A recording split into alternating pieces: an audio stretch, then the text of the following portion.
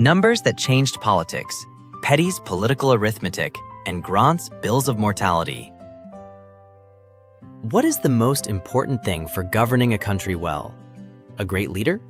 A strong army? Or plenty of money? More than 350 years ago, two English scholars gave a different answer. Good government begins with accurate statistics. That was the idea of John Graunt and William Petty.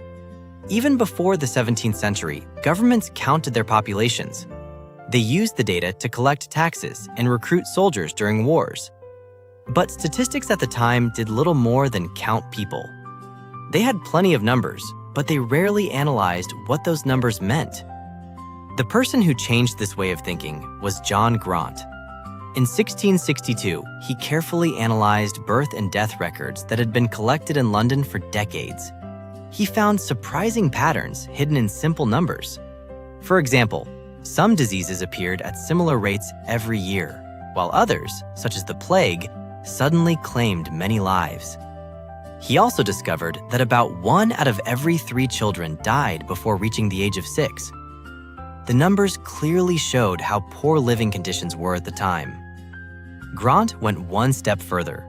He created a table showing how many people out of every 100 births would survive to ages 10, 20, and 30. This was the world's first life table. Have you ever heard the term life expectancy at a hospital or in the news? The idea of calculating life expectancy also began with this kind of research. It was the first time anyone showed that human lifespans could be analyzed with numbers. Graunt also discovered another interesting fact. At the time, nearly the same number of boys and girls were born. He looked at social issues based on objective data like this. He tried to explain the world with numbers, not with intuition or guesses. William Petty, Graunt's friend, shared the same idea. He called Graunt's research political arithmetic.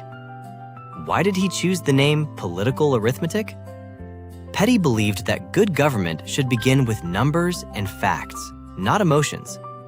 He argued that manufacturing created more wealth than agriculture, and that commerce produced greater profits than manufacturing. This was a new idea at the time, but he reached this conclusion by analyzing real data rather than relying on vague guesses.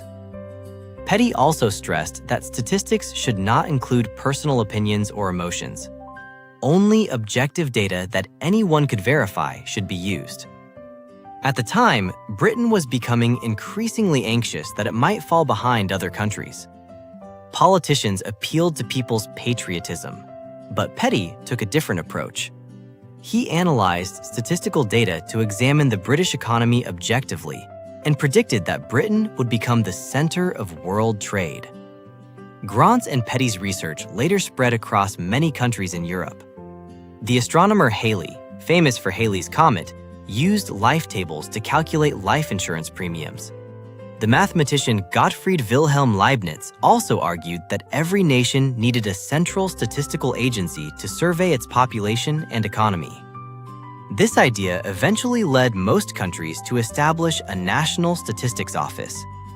Today, we see statistics such as the unemployment rate, inflation rate, birth rate, and average life expectancy in the news every day. But this raises one important question. Do statistics always tell the truth? Statistics are most powerful when they are based on data as it is.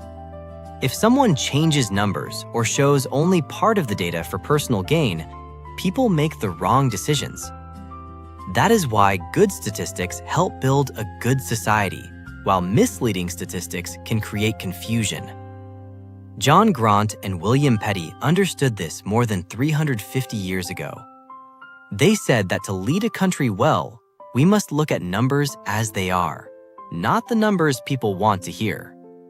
Today, we call data the oil of the 21st century. But no matter how much data we have, it has no value unless we analyze it honestly. Numbers do not lie, but the people who use numbers can lie. When reading statistics, do not simply trust the numbers. Ask one more question. How were these numbers created?